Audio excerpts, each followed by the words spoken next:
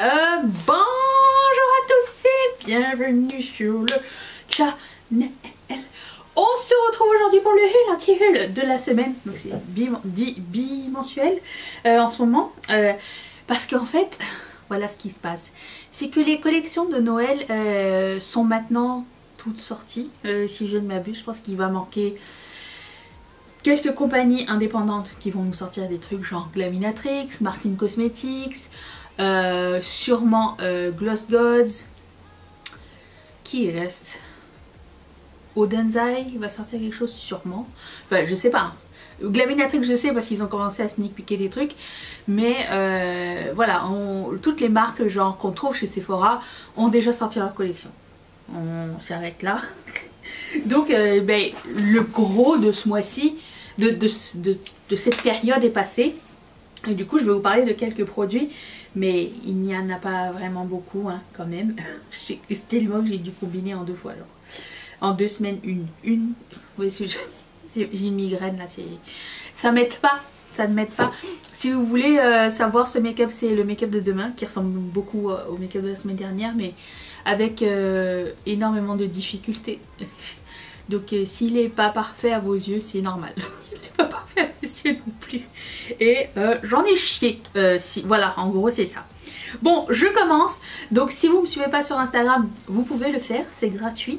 Et je fais des sondages dans mes stories, dans lesquels je vous présente les nouveautés make-up et vous me dites oui ou non. Et, et j'arrive comme ça et je vous dis ce que moi je ferais et je regarde un petit peu quelles sont les tendances, ok? Donc, je commence par ELF qui va sortir quelques petits fards liquides multichrome, iridescence ou quoi. J'en vois que 3 pour le moment. Je suis intriguée parce que j'aime beaucoup les fards dans ce format là de chez ELF. Je trouve qu'ils sont de très bonne qualité, légers, ils restent bien.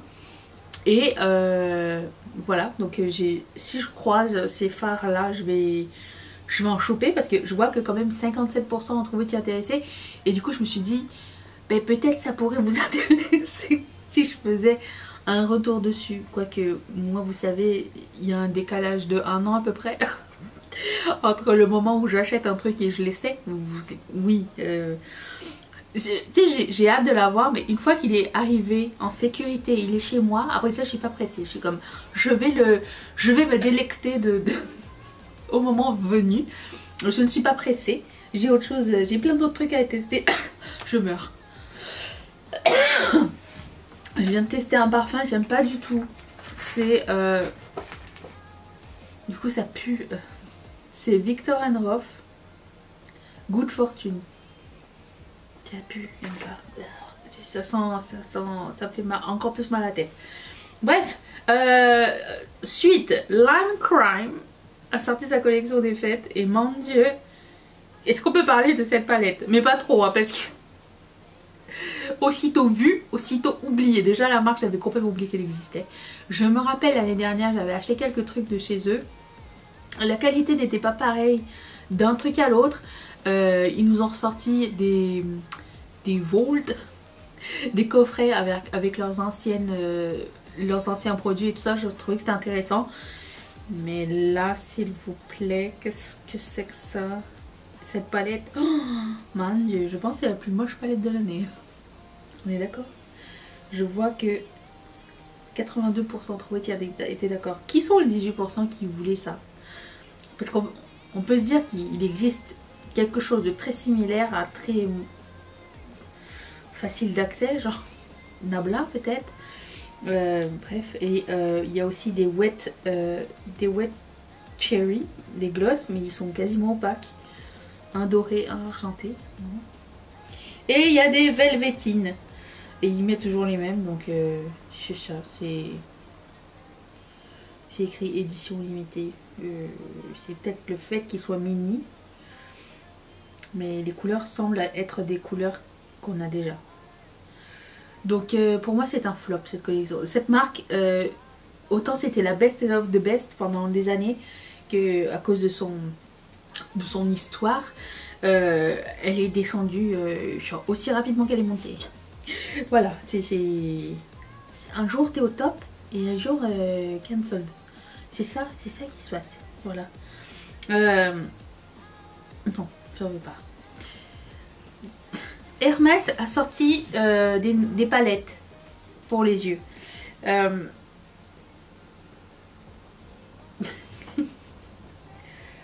Pourquoi rond et carré? Je ne sais pas. Les Color Story, bon, c'est très prout-prout, ok? C'est très genre les Color Story de Dior, Chanel, Yves Saint Laurent, tout ça. C'est pas... Je ne suis pas la clientèle, même si je sentais un peu la dame des Galeries Lafayette.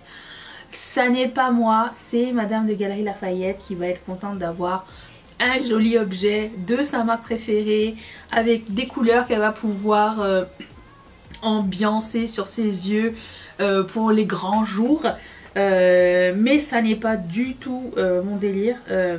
Alors autant les packaging des rouges à lèvres, et je le trouve magnifique, et là je le trouve un petit peu tristounet. Il y a juste l'emballage qui est orange Hermès, la boîte en carton qui est cute, mais le reste je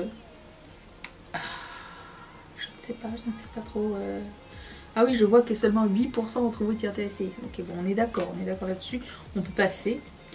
Ensuite, Huda Beauty a une nouvelle collection, je sais même pas si j'en ai déjà parlé. La collection Pretty Grunge. Donc il y a une palette gigantesque que vous allez voir là, ici, avec un blush qui s'adapte au pH, 4 mini liquides lipstick qui sont des best... Il y a 2 best-of et 2 nouveaux. Best-of c'est un McDo. Best-seller.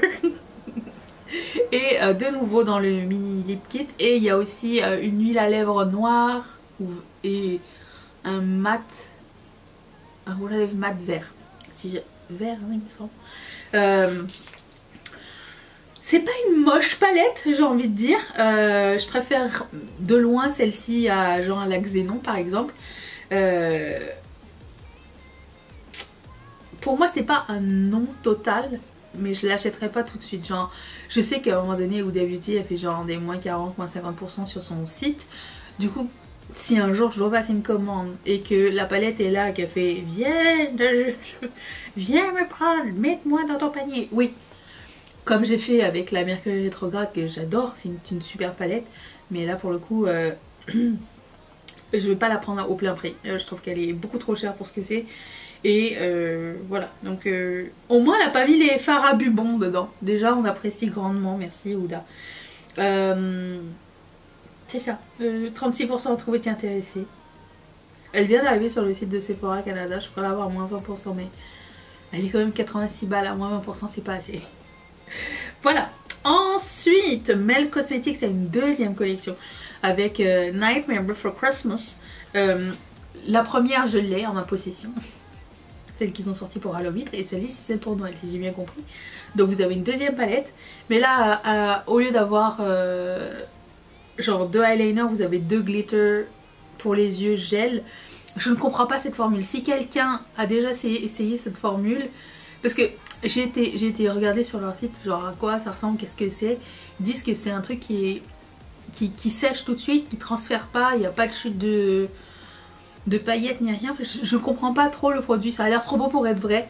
Donc si quelqu'un sait et a déjà essayé les gel liners pailletés de chez Mel Cosmetics, est-ce que vous pourriez nous renseigner s'il vous plaît dans les commentaires. D'ailleurs j'ai oublié de vous dire, c'est le moment de faire votre confession. Le jeu de la craquance est toujours en vigueur. C'est à partir de ce moment, c'est la débandade. Ce matin j'ai acheté la nouvelle palette de Artitude à cause de vous sur le groupe. Vous m'avez dit oh, c'est bizarre, tu l'as pas acheté. Oh, j'étais comme ok, je vais aller voir. Je l'ai acheté. C'est tout.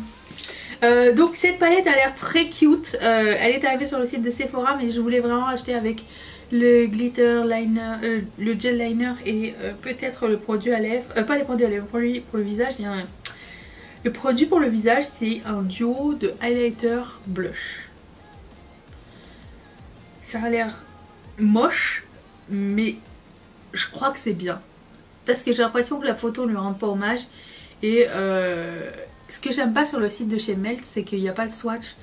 C'est juste des vidéos de Jean Lafitte qui expliquent ce que c'est. Mais c'est parce que moi je suis pas là pour ça, je suis là pour juste voir le swatch. Je suis pas là pour regarder un long métrage sur un produit, tu vois.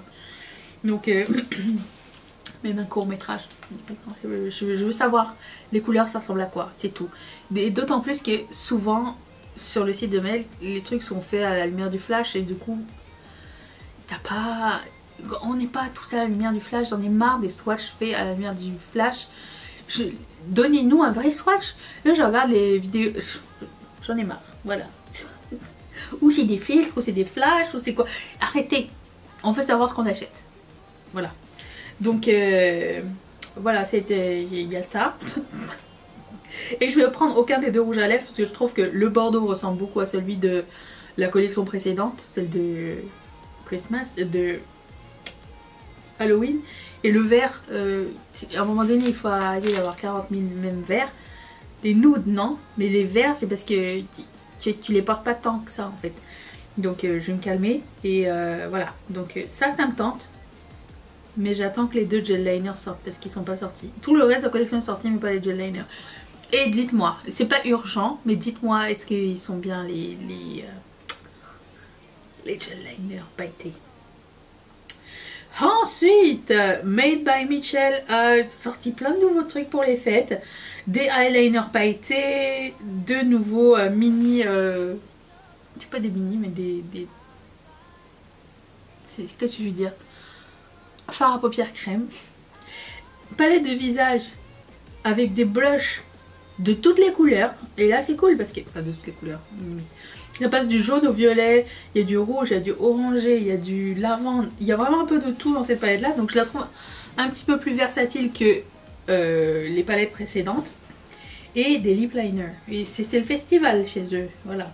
Leur packaging c'est pas tout à fait ça. Hein, mais leur gel liner, si c'est la même qualité que ce qu'il avait fait avec Beauty Bay, parce qu'à un moment donné ils avaient fait une collab ensemble, si c'est la même qualité, je vous les recommande parce qu'ils font partie de mes liners préférés et ça ressemble un petit peu à ça. Donc voilà, mais seulement 14% trouvaient intéressés. Je pense qu'on peut se procurer la marque sur Beauty Bay aussi, mais tout n'arrive pas en même temps. Donc, ensuite, Ace Beauté a une nouvelle palette. Mais alors, j'ai pas compris, je croyais qu'elle était déjà sortie cette palette. Je la trouve belle, mais je veux dire, elle est arrivée comme ça, comme un cheveu sur la soupe. Je n'ai pas compris toute seule. J'ai vu que Indie Makeup Spotlight faire en parler. Et d'ailleurs, parlant de Ace Beauté, je sais pas si vous recevez la pub de Ace Beauté sur votre Instagram, mais c'est toujours écrit genre moins 80% dans la pub. Je l'ai partagé sur notre groupe là, Create Makeup sur Facebook. Rejoignez-nous, le mot de passe c'est saucisson. Si vous l'avez pas, vous pouvez pas rentrer. Mais d'après ce que les filles disent, c'est quand elles arrivent sur le site, il n'y avait pas les promos. Du coup, je sais pas ce qui se passe chez Ace Beauté. Est-ce qu'ils sont en train de crever ou c'est de la publicité mensongère? Dans les deux cas, c'est des très mauvaises affaires. Mais bon, je suis un petit peu refroidie par cette publicité, donc je regarde ça d'un œil comme ça, circonspect.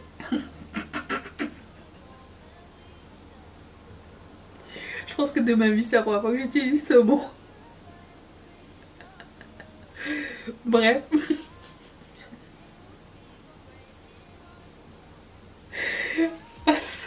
Je vois que 21% ont été intéressés.